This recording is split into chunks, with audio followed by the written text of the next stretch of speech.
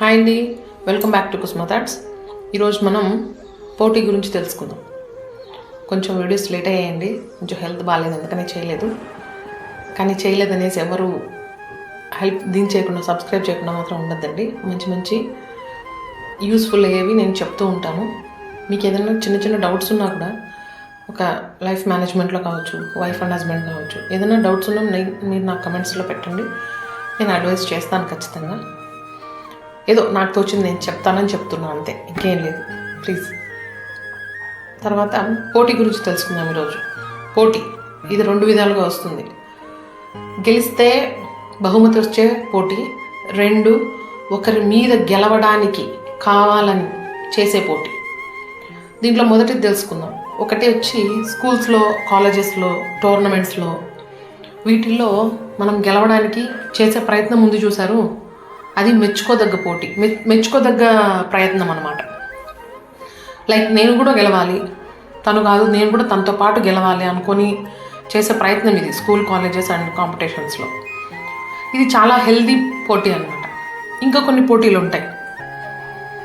ఇప్పుడు ఒక అతను అంగడి పెట్టుంటాడు, పానీపూరి బండే కావచ్చు, చిన్న ఉద్యోగం, చిన్నదే కావచ్చు, పెద్దదే కావచ్చు, ఏ బిజినెస్ అయినా సరే, దాని ఎదురుగా కానీ దాని పక్కన కానీ ఇంకొకడు వచ్చి పోటీకి పెట్టకపోతే వాడికి నిద్ర కూడా పట్టదు. ఇలా ఆలోచన తీరు ఎలా ఆలోచిస్తారో నాకు అర్థం కాదు. కానీ వాడు అక్కడ తను పెట్టాడు కదా, కొంచెం ఒక పర్లాంగ్ దూరం అన్న తీసుకెళ్ళి మనం పెడదాం. తనకి 40 మెంబర్స్ వస్తున్నారంటే అందులో 20 మెంబర్స్ని మనం లాక్కునేయాలి. మనం లాక్కునేసి మనం బాగుపడాలి. అలా ఎలా బాగుపడతారండి నాకు అర్థం కాదు. Minimum common sense. అందరూ గుళ్ళకి వెళ్తారు, అన్నీ చేస్తారు, అందరికీ తెలుసు ఇప్పుడు తప్పులు చేస్తే ఖచ్చితంగా కలికాలంలోనే అనుభవించాలని. సెకండ్ వన్, ఇంకోటి ఏంటంటే వెంటనే నాకు పెట్టిన వెంటనే లాభాలు వచ్చేయాలి. అస్సలు చిన్న లాభాలు కాదు, వాడికి వస్తున్నాయి నాకు రావట్లేదు, వాడు బాగా జరిగిపోతుంది నాకు బాగా జరగట్లేదు, వాడికి పోటీ పెట్టింది నువ్వు. సో ఫస్ట్ పెట్టింది తను కాబట్టి first priority is always right.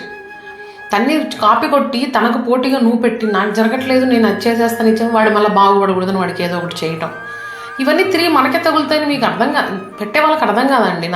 నేను తెలియక అడుగుతాను. మీకు అన్నీ తెలిసి చేసేదాన్ని ఏమంటారు చెప్పండి? మూర్ఖత్వం అంటారు. నువ్వు బాగుపడకూడదు, వాడు బాగుపడకూడదు. ఇప్పుడు నువ్వు కొంచెం దూరం వెళ్ళి పెట్టావనుకో, తనన్నా బాగుంటాడు కదా, అర్థం చేసుకోండి.